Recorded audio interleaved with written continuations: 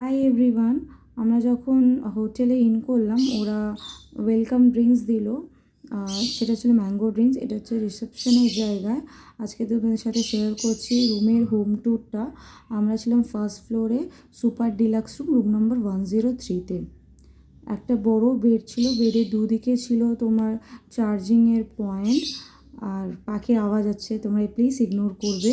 একটা সোফা ছিল, আর টি টেবিল ছিল, তিনটে বড় বড় কাভার ছিল, একটা বড় মিরর ছিল যেখান থেকে আরাম থেকে সাজগোজ করতে পারো, একটা টিভি ছিল, ইলেকট্রিক কেটেলও দিয়েছিল, টি ব্যাগের ব্যবস্থাও ছিল, আর দুটো আনইউজ গ্লাসও ওরা প্রোভাইড করেছিল। আমাকে এখানে সবথেকে বেশি ভালো লেগেছে একটা ছোটো মিনি ফ্রিজ দিয়েছিল, যেখানে আমি 2-3টে বটেলও রেখে দিয়েছিলাম। এটা হচ্ছে বাথরুম পোর্শনটা। প্রথমে ছিল বেসিন, দুটো সাবার জেল দিয়েছিল।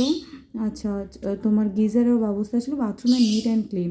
আর একটা জিনিস তোমাদের দেখাচ্ছি, এটা হচ্ছে ব্যালকনি থেকে তোমার গার্ডেন এরিয়া ভিউ ও সুইমিং পুলের ভিউ দেখতে পারো, যেটা তোমাদের আগের ভিডিওতে আমি শেয়ার করেছি। আচ্ছা, এই রুমের কত কী লেগেছে সব কিছু আমি ডিসক্রিপশন বক্সে দিয়ে দেবো। দেখা হচ্ছে নেক্সট মিনি ব্লগে।